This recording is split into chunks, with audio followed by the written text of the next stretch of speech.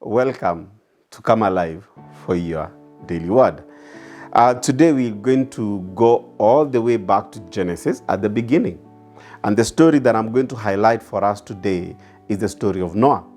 Noah has just been spent days on, or actually months, on that ark. And chapter number 8, he's leaving the ark. And towards the end of that chapter, verse number 22, God is coming down to create a new covenant with Noah. And today I want to give you a principle of life, a principle that God has already initiated, and a principle that is already rolling, that if you do not learn how to operate with that principle, you lose. And this is what God tells Noah, verse number 22 of chapter number 8. As long as the earth remains, as long as the earth remains. Is the earth still there? Of course. If you're hearing me and you're watching me, then you're still on this earth. So as long as the earth remains, there will be planting and harvest, cold and heat, summer and winter, day and night. And I want to pick that first part of it. There will be planting and harvest. Seed time and harvest must remain. Friends, I want to let you know that the principle of life is that there must be a moment of planting and there must be a moment of harvest. But in between there is a season, many seasons that goes in and out as the plant grows and gets to a place where it now is bearing fruit before it goes towards to be harvested. But that is a principle. And I want to ask you this question today. Have you been asking God, how do I plant today? Or have you been asking Him today, are there areas in my life that I'm due for harvesting?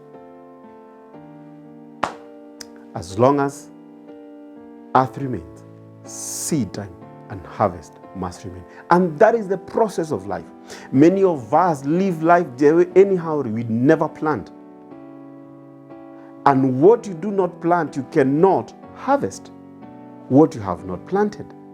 And that is a principle of life. And I don't want to expound this because I can talk about a lot about planting and a lot about harvesting. But life, your life, you are a plantation. You are planted by God on this earth to be able to be fruitful. And the question is this: is there any harvest that is coming your way? Can God say that she or he is a faithful servant that have found under the sun, that is bringing bumper harvest as I planted he or her on the earth? Or are you just living your life anyhow? Remember this, the principle. The same way, summer and winter, seasons of life will be there. The same way, even planting and harvest must remain. A question I ask you again, what have you been planting? What have you been planting?